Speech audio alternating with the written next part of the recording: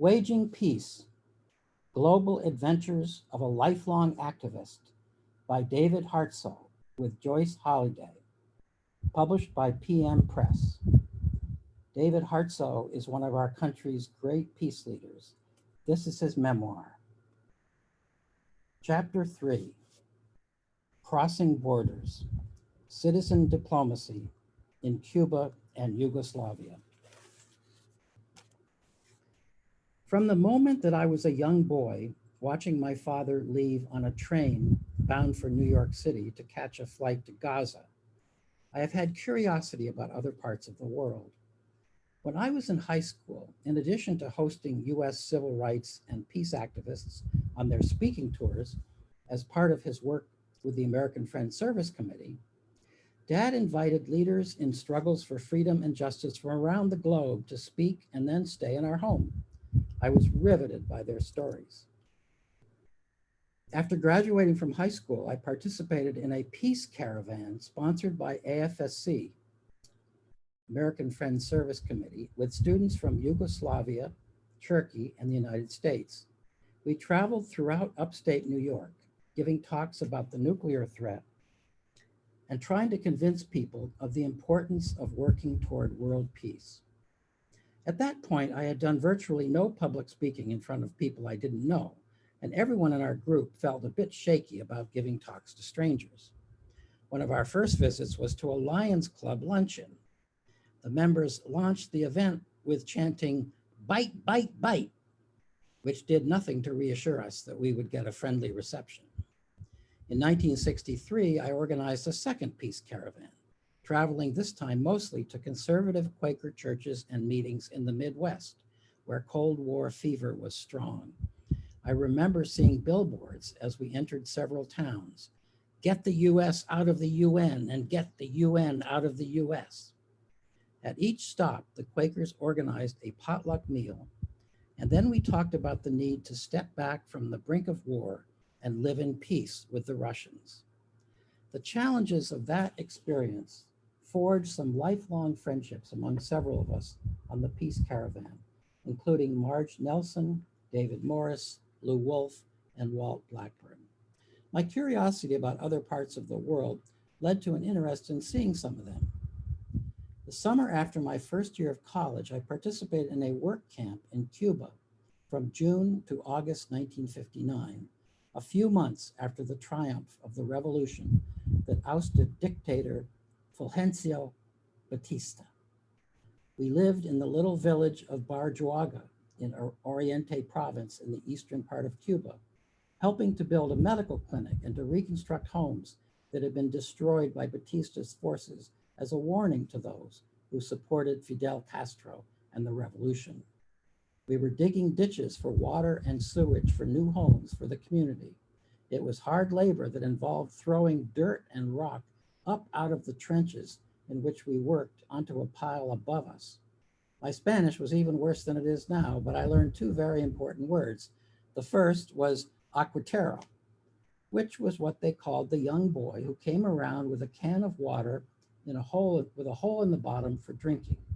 We sweated all day in blazing sun, and getting a drink of water felt like the difference between life and death.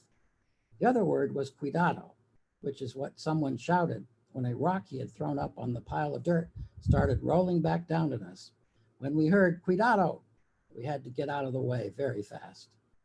The only electricity in Barjuaga was at the store in the middle of the village, so in the evenings, people walked there from all directions to watch Fidel Castro, the new prime minister, on TV.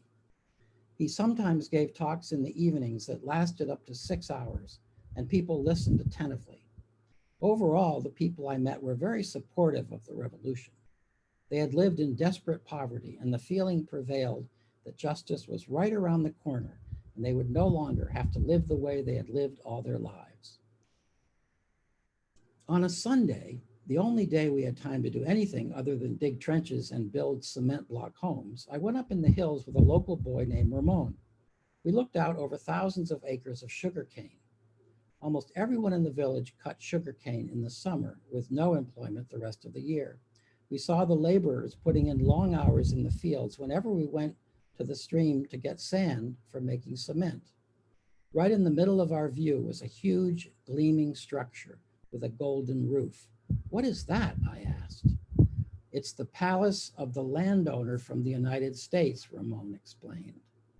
The realization that my country had supported a government as unjust as Batista's, with a few people having so much and most having so little, was profoundly disturbing to me.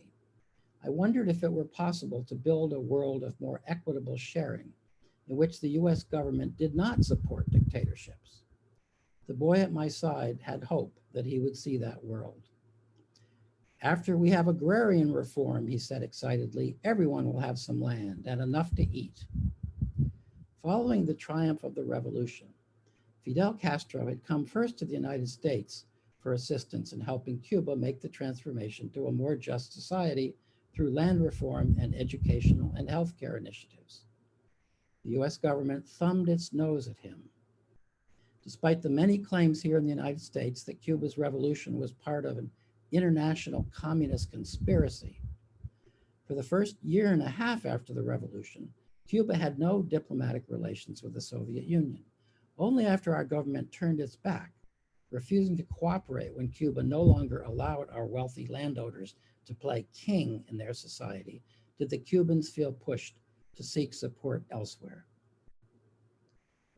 After the others from the work camp returned home, I stayed a few extra weeks in Barajagua, living with several families.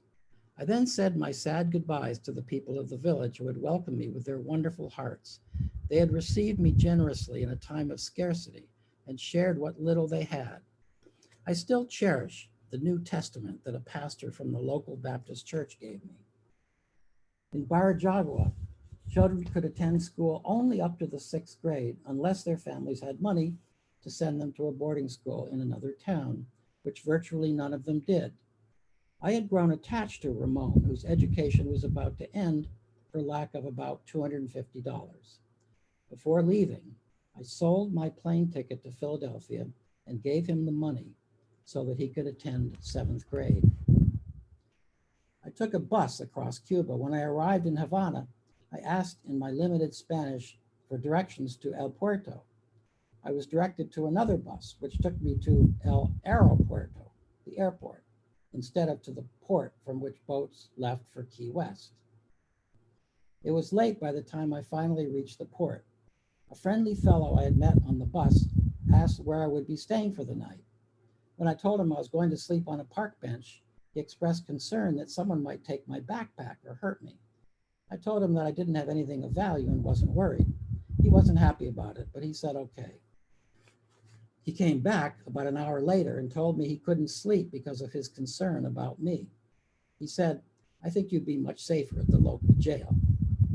He had a friend who worked there, so I decided if he felt so strongly about it, I would go with him and spend the rest of the night in the jail. At the jail, he introduced me as a North American who had come down to help rebuild a village in Oriente province and asked if I could stay for the night. I tried unsuccessfully to sleep in a chair in a common room surrounded by boisterous Havana policemen who were watching a shoot-'em-up American Western on TV. After a while, one told me that I could sleep in an empty cell and led me there. In the morning, I woke up in time to catch the boat to Florida. I told the guards, I'm ready to go now. One said, what do you mean you're ready to go? I explained that my friend had said that I could sleep there, and that I needed to catch the ferry to Key West. They looked at me very suspiciously. They left to go check out my story before letting me out about an hour later. Fortunately, I was released in time to make the boat.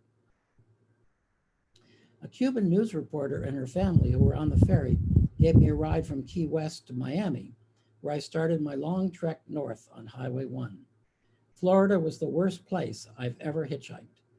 The state had a vagrancy law that made sitting or lying down along the road or in the woods near the road a crime, carrying a 3-month jail sentence. I had already spent as much time in jail as I wanted to on this trip, so I kept walking. The only people who gave me rides were police officers, who drove a little way and then dropped me at the northern edges of their jurisdictions. I had spent 2 days and nights mostly walking without any sleep when finally a guy in a fancy car stopped and picked me up. He told me I looked very tired and invited me to spend the night at his home. He had a wonderfully friendly family and a beautiful home on a lake. We took a boat ride while he fired up the grill for a barbecue. And then he told me that he and his wife drove their children 30 miles each way twice a day so they wouldn't have to go to school with black kids. That's 120 miles a day of driving to keep their kids in segregated schools. I faced a moral dilemma. Should I tell this family that I was headed back to start school at Howard University? Should I challenge their racism? I pondered it a while. Then I decided to keep quiet, eat some great food, and get a good night's sleep before heading north the next morning. A year later, after completing my sophomore year at Howard, I was relieved that the officials of Arlington, Virginia had decided to desegregate their lunch counters. This was true not only because it meant that my friends and I didn't have to ramp up our courage again for more sit-ins. I had received a scholarship to spend the summer in Yugoslavia with the Experiment in International Living, beginning a few days later, and I would have had to give it up if I had been in jail or otherwise occupied in Virginia. This early experiment in citizen diplomacy gave young people of many countries the opportunity to get to know one another and experience different cultures. The hope was that these encounters would help to lay a foundation for more peaceful relations between peoples and nations all over the world. I was interested in understanding communism, and Yugoslavia was the only communist country that welcomed participants in the program.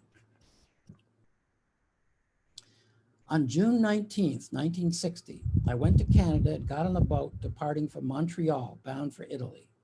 Our group included 10 students, one from the Virgin Islands, one from Puerto Rico, and the rest of us from across the United States. We spent 12 days at sea, getting language lessons and each sharing and leading a discussion about a particular aspect of Yugoslavia that we had studied. The sea was calm, and we moved slowly. Our first view of Europe was the glow of the lighthouses of Portugal in the distance at night. In the morning, we glimpsed the elegant mountains of Africa on our right and the southern hills of Spain on our left as we headed toward the massive rock at Gibraltar. We sailed on past France, finally making port at Genoa, Italy, a gorgeous city built on a hill. I truly felt that I had reached the old world, appreciating ancient walls and narrow streets and the beautiful gardens everywhere. We took a train to Milan, standing the whole way, looking out the window and waving to the people in the villages and towns along the way, and then walked about 15 miles through Milan meeting people. At 3:45 in the morning, we got on a train to Ljubljana, Yugoslavia. We traveled through the Southern Alps and along the Adriatic Sea, meeting some Yugoslav students with whom we enjoyed trying to talk and share ideas. The experiment in international living included living with a family. Before I arrived, I had been paired with a relatively well-to-do Yugoslav family.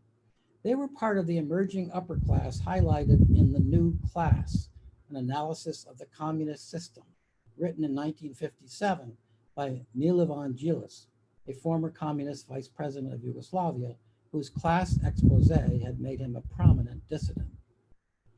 I had corresponded with the young man who was to be my Yugoslav brother, and I realized that it wasn't the right fit. I wanted to live with an ordinary family, so I was placed instead out in Przerje, a rural village nestled in the heart of the mountains, with a family that was quite poor.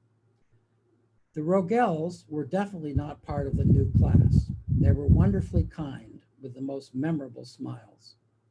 The mother was ill and in the hospital. The father was also ill, but he worked when he could as a butcher. My Yugoslav brother, Torne, was a law student who worked on a collective farm, spent his summer as a journalist in a newspaper office, and was planning to work with the communist youth brigades later in the summer. His brother and sister also worked very hard. The first thing I saw when I entered their living room was their collection of the complete works of Vladimir Lenin, about 30 books in all. They were very curious about my family's possessions, whether we had a car, a refrigerator, a television set. I felt uncomfortable telling them that we had these things and more, and I regretted the clothes I was wearing, which were fancy by their standards. When I talked about peace, they asked if I thought there really could be peace with so many people hungry while others had so many things. This wonderful family was very generous toward me with the little they had. We usually had bread and coffee for breakfast, lettuce and noodles for lunch, and cornmeal mush for supper. They lent me a bicycle for exploring the countryside. There were about as many bicycles on the streets in Yugoslavia as we had cars in the United States. Tone and I communicated with a mixture of Slovenian, Serbo-Croatian, German, Russian, and English. He and I had many fascinating conversations, an idealistic communist going head to head with an idealistic follower of Mahatma Gandhi, trying to understand each other's point of view and surrender our preconceived prejudices. The Yugoslav version of communism was quite different from that of the Soviet bureaucracy, and Tone and his family had great faith in this version of government by the people, as they described it. Yugoslavs were trying to make their society democratic from the bottom up. Workers' councils were in charge of the factories and farms. The workers owned the economic enterprises and were their own bosses. One major point of disagreement between us was that Tone and his family felt that religion was unnecessary, believing that science explained everything. I believed, then as now, that there is a spirit at the heart of every person, and that we humans are more than simply material beings. At the end of the summer, in response to a conversation we had frequently, Tone said to me, "Dave, I hope that you are right and that you can convince the wealthy of the world to share their wealth with the poor people of the world. But I want you to know that if you are not successful, we are going to take it." I've always taken that as a challenge. We disagreed about many things, but Tone, Rogel, and I became good friends. And that summer, I felt that all the people of the world could do the same. For the second month of the experiment in international living, our group, 10 Yugoslavs and 10 of us from across the Atlantic, traveled together throughout the country. We were partly sightseeing and partly getting to know the people of Yugoslavia. The group typically spent about an hour and a half per meal in restaurants. Tone and I were interested in meeting other people, so we asked our leader if she would give us money for bread, which she did. So we ate bread and met people on the streets, often getting invitations into their homes while the others were eating in the restaurants. We traveled to Zagreb and then to Sarajevo, a fascinating city with a strong Muslim influence. In Belgrade, we visited the US Embassy, where the official who met with us gave us a 100% State Department version of Yugoslavia. His view of Yugoslavia was that of people living in a communist prison, longing to break free of their rulers. This was quite different from what we had observed and heard from the Yugoslav people themselves. We wondered if the embassy officials had ever ventured beyond the walls to talk with ordinary people. We walked the streets of both old and modern Skopje, then traveled 48 hours on a bus through the mountains around Albania to Dubrovnik, a resort town on the Adriatic coast. We recuperated from the long and sleepless bus trip on the small island of Korčula, which gave me time to ponder what I was learning. The greatest gift of my time in Yugoslavia was the warm friendship of the people. I also felt that my understanding of communism had been greatly deepened.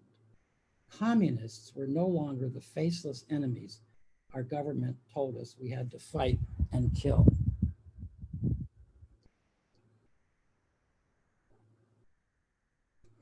I appreciated the willingness of Yugoslavs to give up some basic freedoms in order to make material progress, sharing resources among all.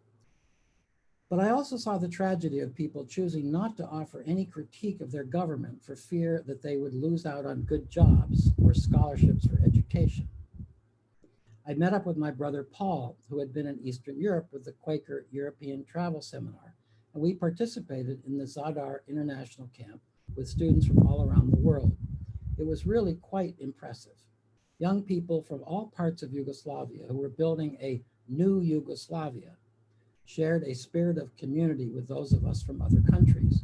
After long days of digging ditches for irrigation, we told stories and sang songs around evening bonfires and got to know one another, building a caring community. As I walked the streets of Zadar, I saw evidence of the horrible devastation of World War II. I realized sadly that the remnants of buildings and statues also signified destroyed lives. Almost 2 million people, 10% of the country's population, died in the war, their only crime being that they lived in Yugoslavia.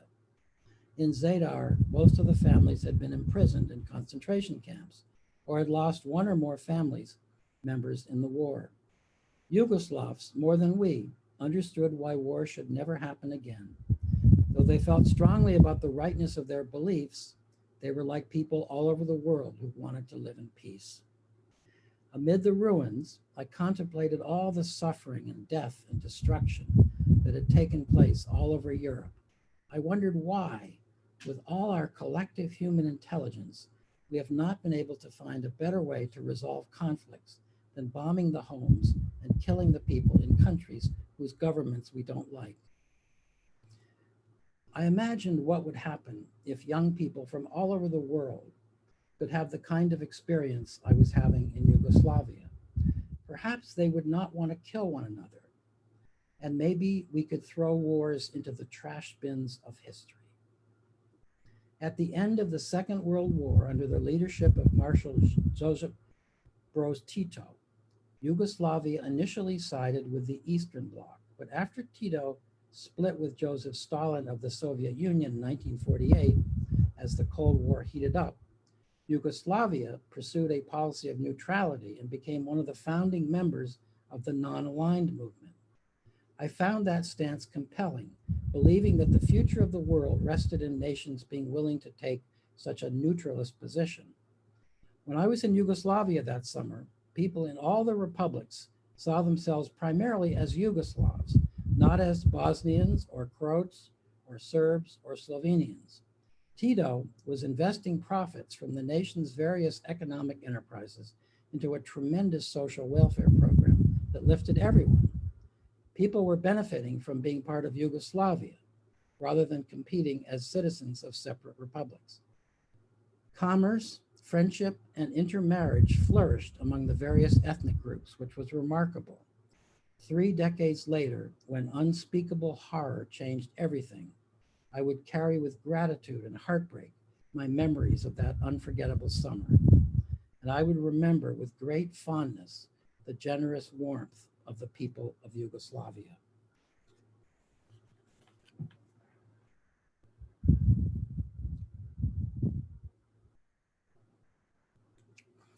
Chapter 4, Bridging the Divide, Forging Peace at Checkpoint Charlie. My brief stays in Cuba and Yugoslavia whetted my appetite for understanding other cultures and pursuing peace by building international friendships. I particularly felt in that era of Cold War fever that I wanted to gain a more in-depth understanding of communists and communism. When I left the United States for Yugoslavia in June 1960, I hadn't planned to spend the next school year in Berlin, a continuing flashpoint in the conflict between East and West. But spending my junior year of college abroad seemed like an important next step and an amazing opportunity. The situation had heated up even more since my father had been there 7 years earlier.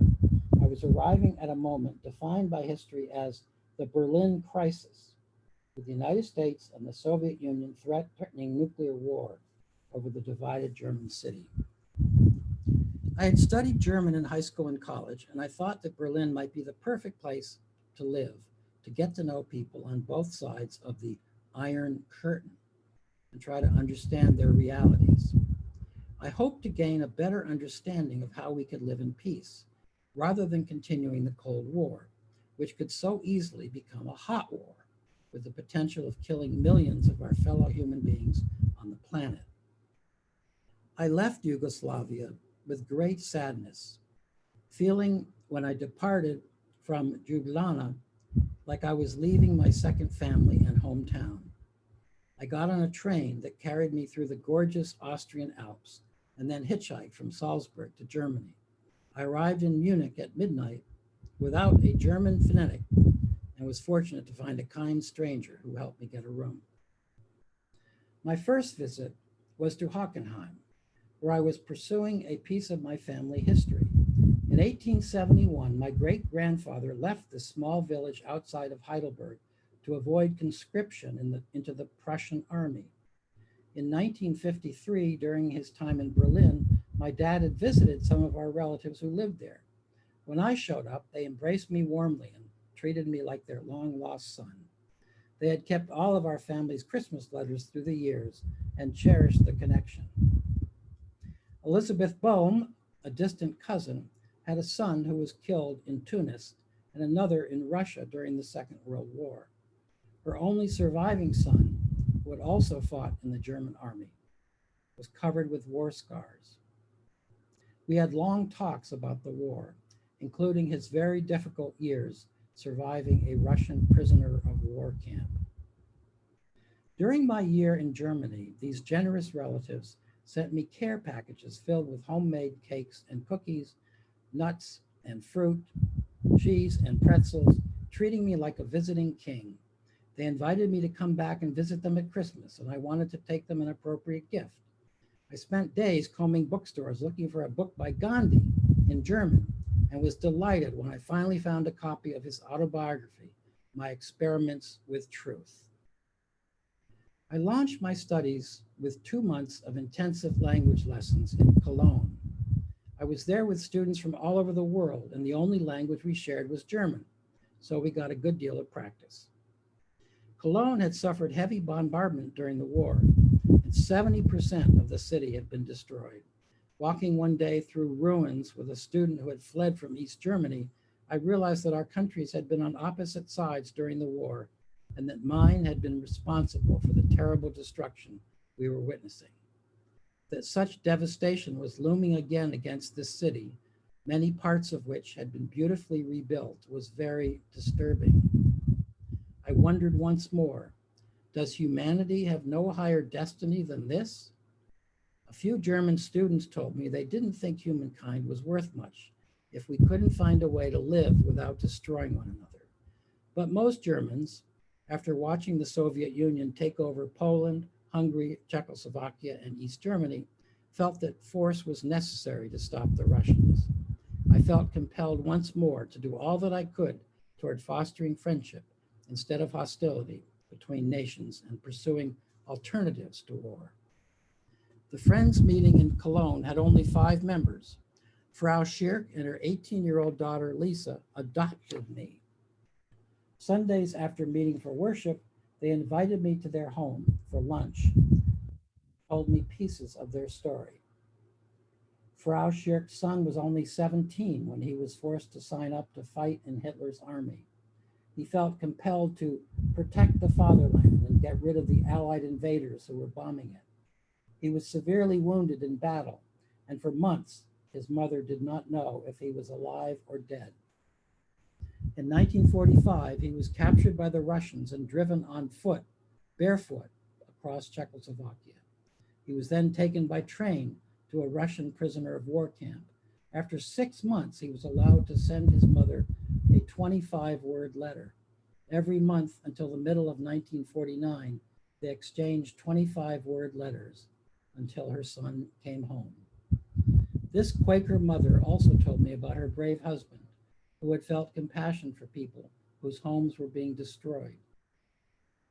The train station in Cologne had been reduced to rubble. Masses of displaced people crowded into the cathedral across the plaza, one of the few buildings that had withstood the intensive bombing, until there was no more space. It was wintertime and bitterly cold.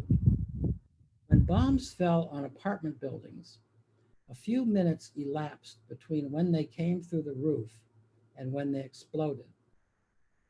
Frau Schirk's husband regularly ran into buildings and up to attics to grab the bombs and throw them out onto the street before they exploded. He, his wife, and everyone else knew that this was very dangerous and that he would likely get killed. But he explained that if he didn't do it, many people would have no shelter and would die on the frozen streets of Cologne. One day, a bomb did explode in his hands, taking this brave man's life. Both Frau Schirk and her daughter Lisa were, as a result of their family's suffering, committed pacifists. They believed that Germany and the United States should negotiate with the Russians rather than kill them. I was moved by their strength, especially given what the Russians had done to their son and brother. Stories of suffering from the war were everywhere in Germany, and many people wanted to share them. Another woman told me about her husband, an army officer who had been badly wounded in 1943. Seeing the truth of what Hitler was up to, he joined a conspiracy that on July 20th, 1944, made an unsuccessful assassination attempt on the Fuhrer. Army leadership was purged in response, and her husband was killed. The stories I heard brought the human side of the conflict home to me. The war wasn't just about fighting Hitler. In reality, our attacks and bombs had made life virtually unlivable for the entire German population. About 3 weeks after I arrived in Germany, as part of our German study program, we students watched the movie Mein Kampf, based on Hitler's book about his plan to exterminate the Jews and dominate the world with a pure Aryan race. It was extremely disturbing. What was clear was that Hitler succeeded in whipping up emotions against Germany's enemy and manipulating the masses who were suffering under a severe economic depression. I couldn't understand why Germans hadn't read the book and refused to support Hitler's diabolic plan. I felt unnerved by the parallels with the United States in 1960. Our fear of communism was so great that our government was willing to risk everything, even a nuclear world war and the possible extermination of all humankind, to stop the menace. And no one seemed to be asking if there wasn't a better way to achieve the same goal.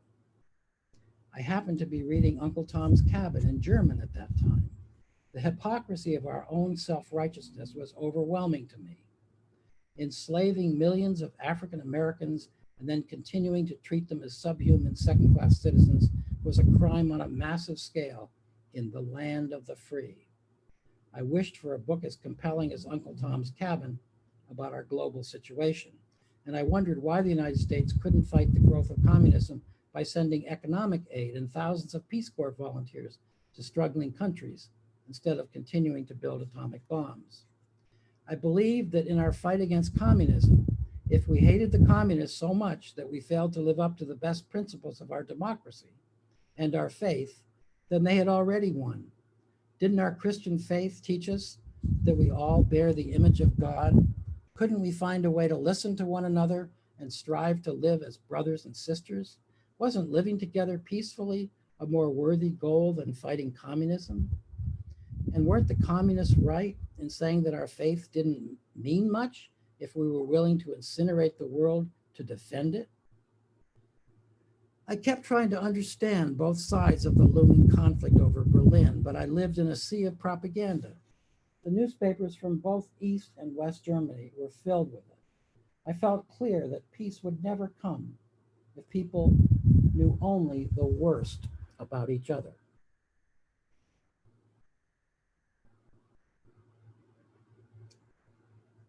I visited a Catholic and then an evangelical Protestant church in Cologne. The people in both places seemed very serious in their worship, and they prompted me to wonder what it means to be a Christian.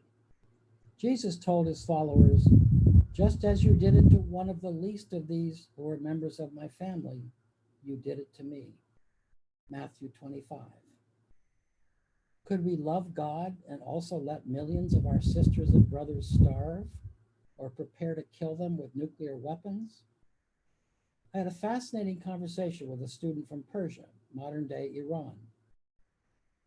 He pointed out that although he was not against me personally, he felt I needed to understand that almost all the foreign aid given to his country from the United States was for the military, rather than for the machinery and technical assistance so badly needed in underdeveloped countries. Persia, he said, remained as poverty-stricken as it was before it began receiving U.S. aid 7 years earlier, when the CIA had overthrown Iran's democratically elected prime minister and restored power to the repressive Shah. This student believed that my country was primarily interested in his country's oil. He also believed that the United States was wrong to label every country that wanted to throw off imperialism as communist. Persia, he said, was neither capitalist nor communist, and it was definitely not a democracy, even though the US government used rhetoric about protecting democracy there. He contrasted the Soviet Union's political imperialism with America's economic imperialism, our siphoning off of resources from other nations and then sending troops to defend our way of life. Though I didn't fully understand it at the time, looking back now more than half a century later, I admire the prophetic ring of truth of this young man's perspective.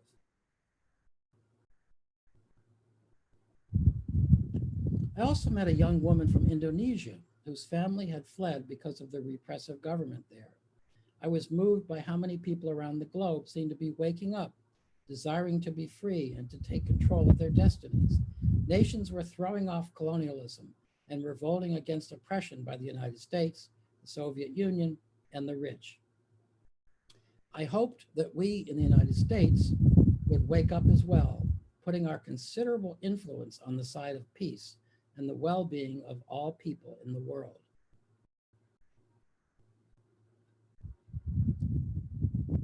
Toward the end of my 2 months in Cologne, I visited the Netherlands. In Rotterdam, I was warned not to speak German while I was in that country. Early in the war, a majority of Rotterdam's population and most of its buildings had been destroyed in one day of bombing that came without warning. During the war, every Dutch male between 18 and 40 years of age had been forced to work in German factories to replace the German men who had become soldiers. If a man hid and was found by the German army, he and his entire family were killed. I felt pretty sure that if I had lived in Europe, I would not have survived World War II. I hitchhiked to The Hague, taking in the Parliament, the International Court of Justice, and the North Sea, then went on to Amsterdam, where I attended the Friends meeting. I found the Netherlands with its flowers, canals, windmills, dikes, and ships, and the beauty of its people and architecture, friendly and fascinating. Back home in Cologne, I attended a meeting on the Jewish question and the evangelical church. The professor who spoke said that Jews are looking for a Messiah, such as a king or military leader, to lead them out of earthly bondage. Christians call Jesus Christ or Messiah. Jews understandably have to ask what this Messiah means to Christians, who are responsible for the killing of millions of Jews in Europe and hundreds of thousands of Japanese with 2 atomic bombs. If that is what our Christ condones, he could never be their Messiah. I found myself once again asking difficult questions about the meaning of faith.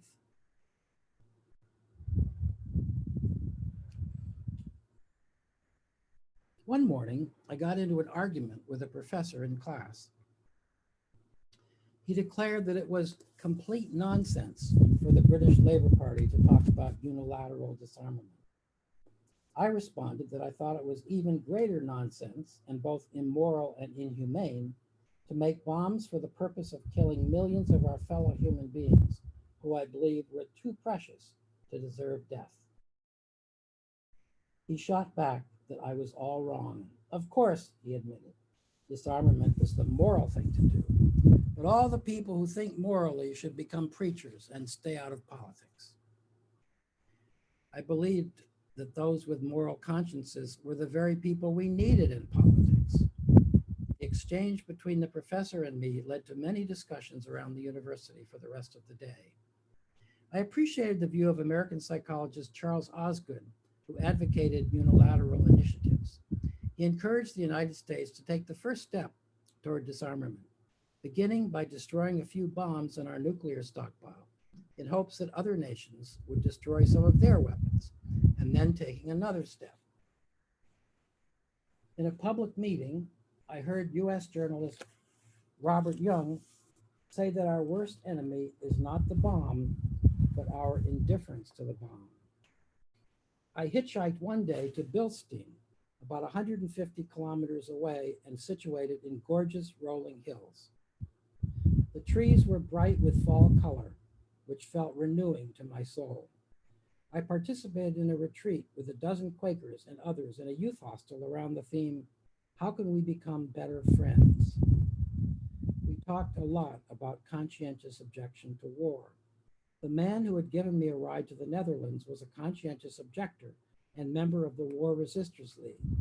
He had told me that West Germans could be exempted from the post-war draft if all their relatives had been killed during the war, if they were the only child left in a family, if they had relatives in East Germany, or for reasons of conscience. Some of the students at the retreat had just come from a meeting with several East German friends who didn't have to face a military draft in their country. But to attend college, they had to go into the military, and no option for conscientious objection existed.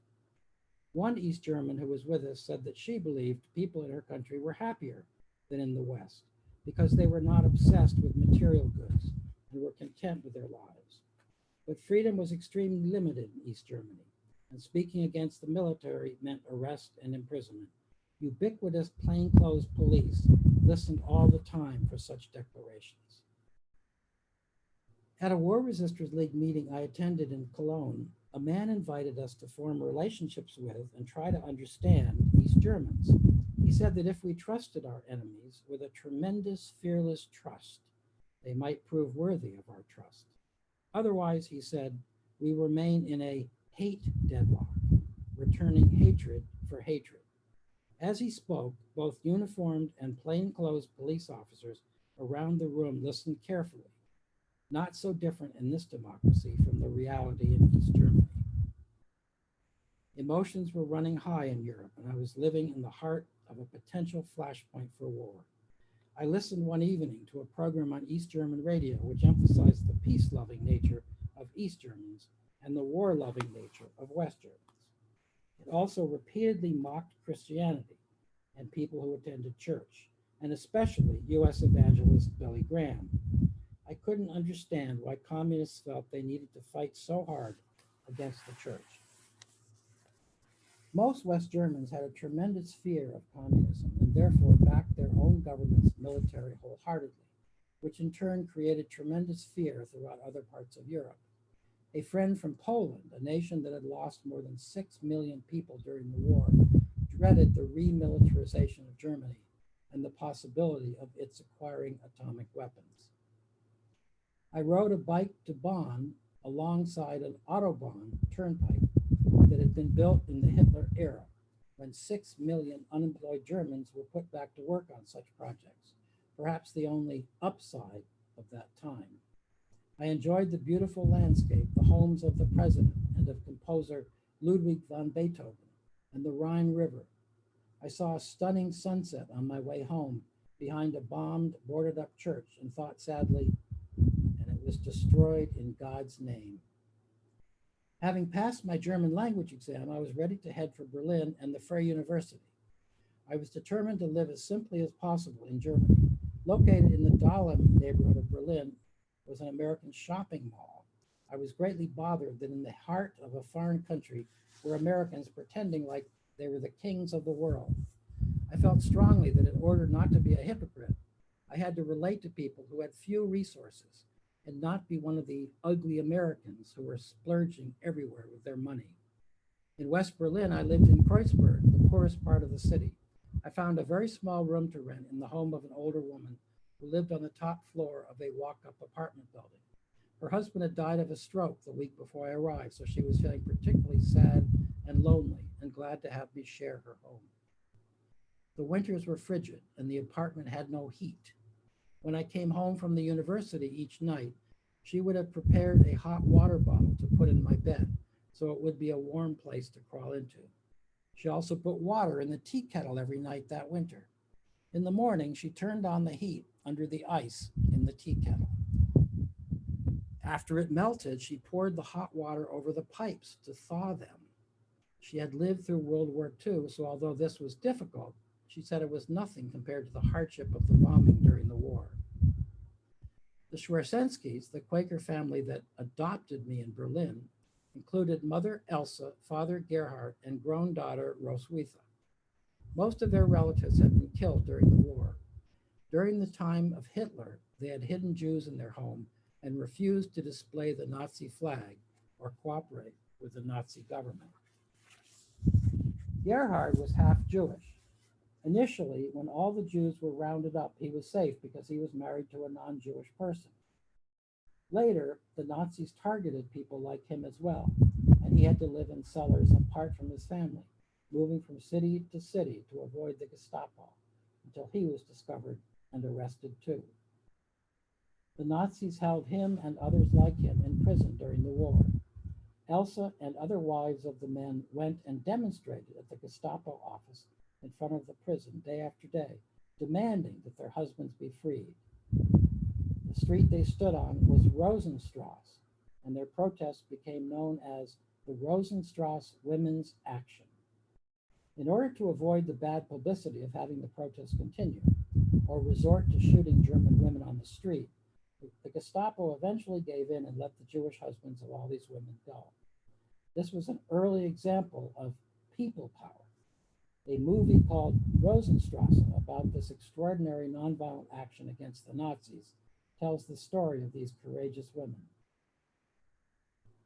After the war, the generous Schwarzenski family established a home for homeless children.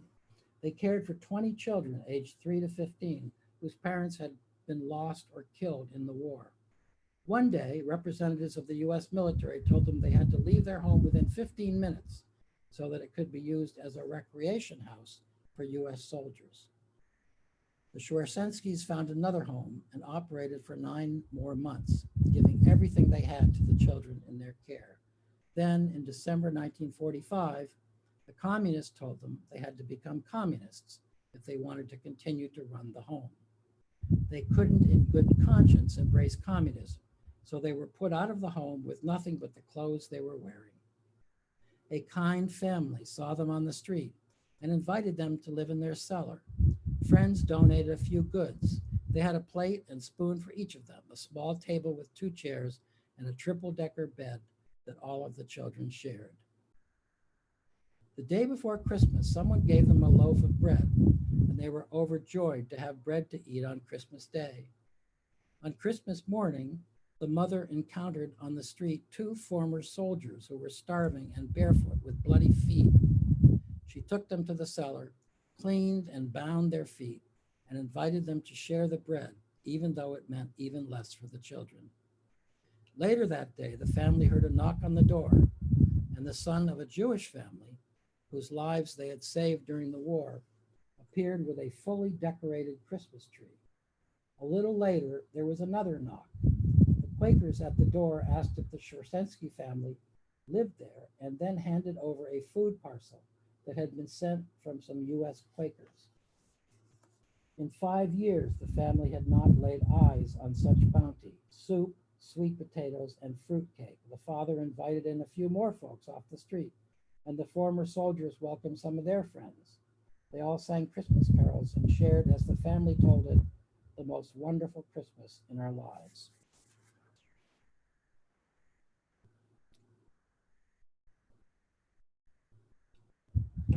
Walking through Berlin, especially East Berlin, I was moved again by the terrible destruction of the war. Many houses were in ruins, their inhabitants forced to live in the cellars of their homes. Most of the standing houses bore scars from the blasts of bombs or guns. It was especially sad to see so many destroyed churches silhouetted against the sky, and remember again that Christians bombed these churches and killed the Christians who worshiped there. My German professor at Howard, Wolfgang Seifert, had been especially supportive of my effort to study in Berlin. He had told me about his 3 sisters who lived in Leipzig in East Germany. He had not seen them since the outbreak of the war, and he encouraged me to go to Leipzig and meet them. I had to navigate a morass of bureaucratic red tape to obtain permission, but it was well worth the effort. I discovered when I got to Leipzig that the sisters ran a vegetarian restaurant. When I told them I was a friend of Wolfgang, They spread a delicious feast for me. I enjoyed it thoroughly. I'd come a long way from the boy who didn't know the term vegetarian and didn't want his food mixed together. The sisters had owned the restaurant since 1910. Almost 50 years later, they still remembered the group of men who came regularly to have dinner in 1916 and 17. Their talk was very animated, and their discussions went into the wee hours of the night, but the sisters didn't know what they were about. In 1917, one of the sisters opened a newspaper and saw a picture of one of the men who had been eating there all those months. It was Vladimir Lenin. He and his friends had been plotting the Russian Revolution in exile in their restaurant. In Leipzig, I stayed with the family of Hermann Ackner, who became a friend with whom I'm still in touch. His maternal grandfather, Emil Fuchs, was one of the weighty Quakers in Germany. His uncle was Klaus Fuchs, the nuclear scientist who was accused of turning over the secret of the atomic bomb to Russia. He was a most wanted man in the West. The authorities hoped to put him in prison for life. When we had dinner, Klaus was often at the table with us. During grace, before meals, I held his hand along with others in the family. We never talked about who he was. I just remember him as a regular person and member of the family. In Berlin, I was living just a few blocks from Checkpoint Charlie, the main crossover from the American to the Soviet sector of Berlin. I bicycled through that checkpoint almost every day while I was living there, passing through both US and East German security. It was there that tanks from both the United States and the Soviet Union were facing each other and threatening war, just a decade and a half after the end of World War II. The threats between the rival superpowers were very real, and I feared that the people in Berlin on both sides would be incinerated if they were carried out. I began reading the works of Marx and Engels and Lenin, trying to understand their theories and motives. I agreed with their commitment to a redistribution of wealth, but I absolutely disagreed with their means. I could not embrace the ideas of violent revolution and the dictatorship of the proletariat. I went to a neighborhood meeting with a woman who, along with her husband, had spoken out against the East German government and was sentenced to 25 years in prison. After serving 5 years, they were released and moved to the West, where they wrote about their experience and the lack of freedom in the East. But they discovered that the West was not paradise either, and they criticized the West German bureaucracy, the cultural materialism, and the passivity of the people, who did not, in her opinion, speak out enough about their concerns. Most of the East Germans I met expressed their desire to live in a socialist society, but not in the form that was being practiced in their country and Russia. They wanted everyone to have work, a home, health care, and enough to eat, but they also wanted freedom. West German TV, radio, and newspapers took the perspective that East Germany and the communist world were occupied by an evil regime, and that the West's job was to liberate the people from their oppressors. At that time, I observed very little questioning on either side of this mentality being put out by the media and governments. I certainly didn't see it in the universities, the churches, or the newspapers. I attended a lecture at Humboldt University in East Berlin, where I talked with several of the students and asked them what they thought could be done to foster international understanding. They were a little bashful, but agreed to meet again. They told me that I should not expect students generally to say what they really think. Half a dozen students from Humboldt eventually came and met with 50 students from West Berlin's Freie University. Although a lot of not too friendly words were exchanged, the East Berlin students stayed for almost 3 hours. I was glad for the opening, seeing it as a first step toward deeper listening and understanding. I began attending some morning classes at Humboldt at the invitation of some of the students. My education in East and West included the history of Germany and the Soviet Union, the question of blame for the world wars, the political economy of Marx, the Hitler Reich, the role of justice in the state, and developments in Africa. In the mornings, I would challenge the communist propaganda and be labeled a capitalist warmonger. In the afternoons at the university in the West, when I challenged their propaganda, I was called a communist conspirator. I thought I must have been doing something right if neither side appreciated my questions. I didn't consider myself any of these things, capitalist, warmonger, communist, or conspirator. But I learned quickly that challenging the official propaganda was unacceptable behavior in both places. It was very unpopular to question authority and the way people on both sides were supposed to think about the world. After about a month, a professor at Humboldt asked me, Herr Hartsough, do you have official permission to be studying at our university? I told him I didn't. He said in no uncertain terms, if you are going to study in our university, you have to get official permission from the Minister of Education for the German Democratic Republic. I thought, well, I guess this is the end of my studying in East Berlin, but I decided I might as well try to get permission. So I got an appointment with the Minister of Education. His office was a long, red carpeted room with pictures on the wall of Lenin, Marx, and Walter Ulbricht, the first secretary of the Socialist Unity Party in East Germany. As I walked in, he asked brusquely, what do you want? I told him, I'm asking for permission to study at the Humboldt University. I'm an American student. Using the term I had come to expect, he scolded, we don't want any capitalist warmongers corrupting the young people at our university.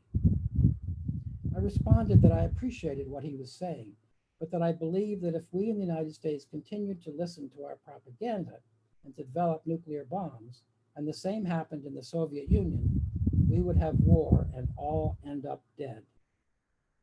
I'm interested in hearing and understanding how you folks in communist countries think, I told him, and how we can try to resolve these problems without blowing each other off the map. His demeanor changed a bit, and he asked, would you like to have a conversation? We talked for about an hour and a half. I spoke as honestly as I could about my time in Cuba, my peace activities, and my participation in the civil rights movement. Most of what he said seemed like communist propaganda, hardline stuff. But at the end of the hour and a half, he asked, how long do you want to study at our university? Speaking truth to power worked even with a communist bureaucrat.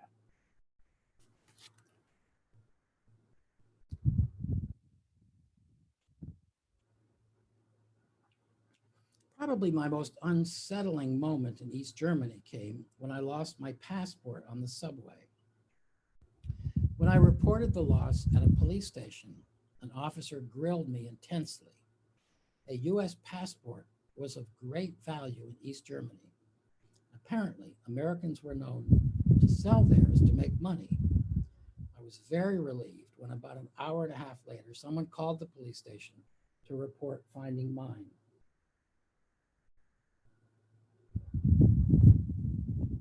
During spring vacation, I hitchhiked and then caught the boat across the channel to Great Britain. I stayed with a friend, Dan Elwyn Jones, whose father was a member of parliament. Dan was one of the key organizers of the Aldermaston Peace March in 1961, calling for an end to all nuclear weapons testing and for global nuclear disarmament.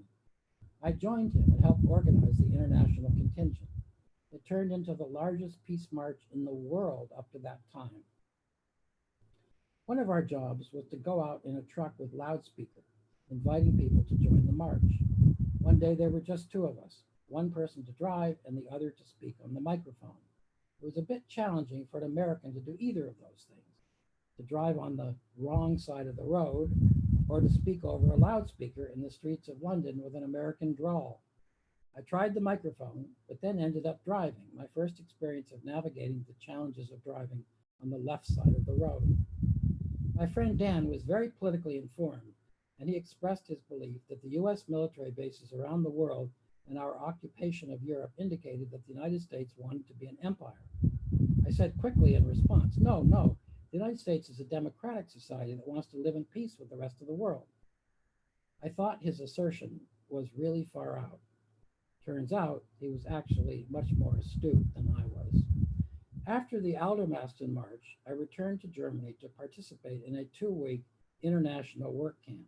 We planted trees, both for private companies and for the German government. Instead of receiving compensation, our pay was sent to the state of Israel as reparations from the German people for the crimes committed against Jews during World War II.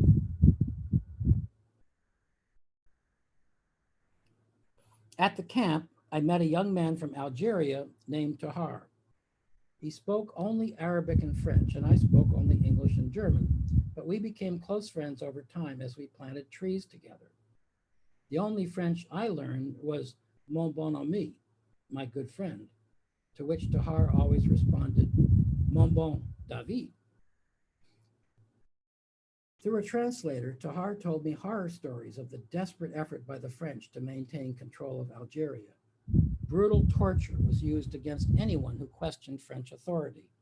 That included Tahar and many members of his family on an ongoing basis. The horror and pain of torture were made real to me in Tahar's stories, and years later I remembered them and felt compassion for the victims when I learned of my own country's torture of perceived enemies. Tahar had escaped from Algeria without documentation papers or passport, and I didn't know what would happen to him. I assumed after the work camp that I would never see him again. But one day at the student house in Berlin where I was staying, I received a message that Tahar was at the airport. I was concerned and rushed right there since no option existed at the time to call on the phone. As I approached Tahar, he smiled and exclaimed, "Mon bon ami." He came home with me and stayed for a few days while he figured out his next steps. Our connection showed me how deep feeling can grow among friends who lack even a common language. The capacity to cross the many chasms that divide humanity, nationality, politics, language, age, experience, was the enduring gift of my time in Europe. 10 years after my year in Berlin, the FBI put out a warrant for my arrest. It was signed by J. Edgar Hoover himself. 2 FBI agents came to visit me, asking if I had known a Herr Franz Olsen when I lived in Berlin. I told them truthfully that I didn't remember him. The agents proceeded to tell me for 45 minutes everything I had done in Berlin: the weekly international student gatherings, my attending the universities in East and West Berlin, the courses I took. After reading me all this from their files, they asked me, "Now, do you remember Herr Olsen?" By that time, I did remember. He was an East German pastor who had come to my apartment one evening in West Berlin after I had met his daughter at Freundschaftsheim, Friendship House in West Germany. I was interested in learning what it was like to be a Christian minister in a communist country. That's what we had talked about that evening. But the FBI officials believed he was an agent of the KGB, the Soviet Secret Service, who was trying to enlist me to do espionage for the Soviet Union. They thought I'd been a spy for the KGB for the previous decade. That was why they had tracked me down. Fortunately, I was able to set the record straight. That was the only thing they had wrong in their files about me. The rest was all accurate. The fact that they had been following a college student and knew my every move was amazing to me. Since then, whenever people say before a peace demonstration something like, "Let's not tell the police what we're going to do," I respond, "We don't need to worry about that. They already know." But even if my year in Berlin did pique the interest of the FBI in my peacemaking work, I am eternally grateful for the experience of living in Berlin. I was extremely grateful for the opportunity to make many friends and gain a better understanding of the Cold War and the danger and tragedy of the nuclear arms race. During my time in Germany, my commitment deepened to help move our world from one of enemies and nuclear confrontation to one of peaceful relations and friendship among all of us in the world family.